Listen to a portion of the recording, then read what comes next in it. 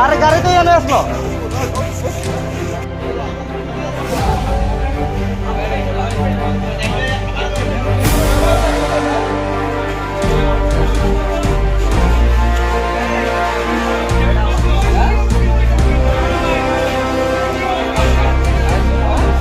Scooty पर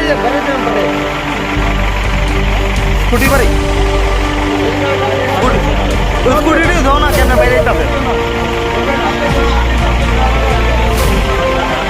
helmet तो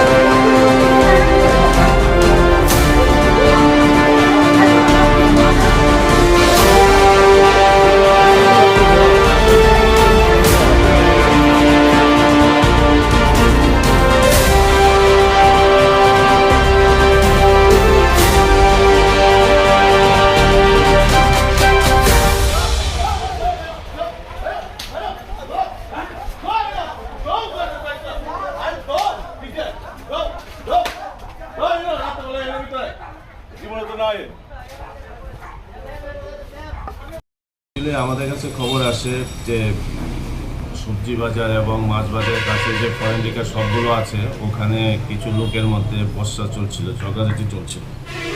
একদমই আমাদের নাইট পার্টি বাজারে ছিল, ওখানে গিয়ে ওদেরকে আয়ত্ত আনার চেষ্টা করে, কিন্তু শেষ পর্যন্ত যারা ওখানে অ্যাকচুয়ালি মনে হয় ড্রাঙ্কেন কন্ডিশনে ছিল, যা নিয়ে বাজারের কিছু ব্যবসায়ীর সঙ্গেও ঝগড়াঝাটি হয়ে যায়।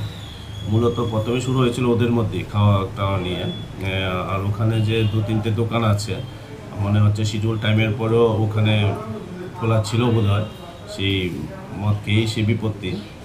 তখন আমরা খবর পেয়ে নাইট মোবাইল গাড়ি ওখানে গেছে, আমাদের পিএস থেকে অফিসার স্টাফ গেছে, গিয়ে দেখে কিছু লোকের মধ্যে ঝগড়াঝাটি চলছিল এবং একজন একজনকে মারধরও করছিল।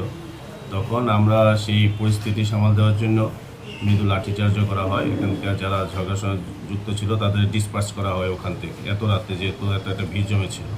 তো ওই ঘটনার সঙ্গে যুক্ত আমরা 4 জনকে ড্রাঙ্কেন কন্ডিশনে ধরেছি এবং একটা মারুতি ভেহিকেলও নিয়ে আসা হয়েছে, সঙ্গে একটা স্কুটিও নিয়ে আসা হচ্ছে। তাদেরকে আমাদের সেফ কাস্টডিতে রাখা হয়েছিল আফটার মেডিকেল। তো এই ধরনের আমার বক্তব্য হচ্ছে যে ঠিক আছে, লাইসেন্স হোল্ডিং যে দোকানগুলো আছে ব্যবসা করতে তাতে আমাদের কোনো প্রবলেম নেই, কিন্তু ওখানে যদি ইললিগেলি কাউকে স্থান দেয় যে খাওয়ার জন্য, এগুলোর বিরুদ্ধে আমরা শক্ত অ্যাকশন নেব এবং প্রতিনিয়ত রিট চলবে।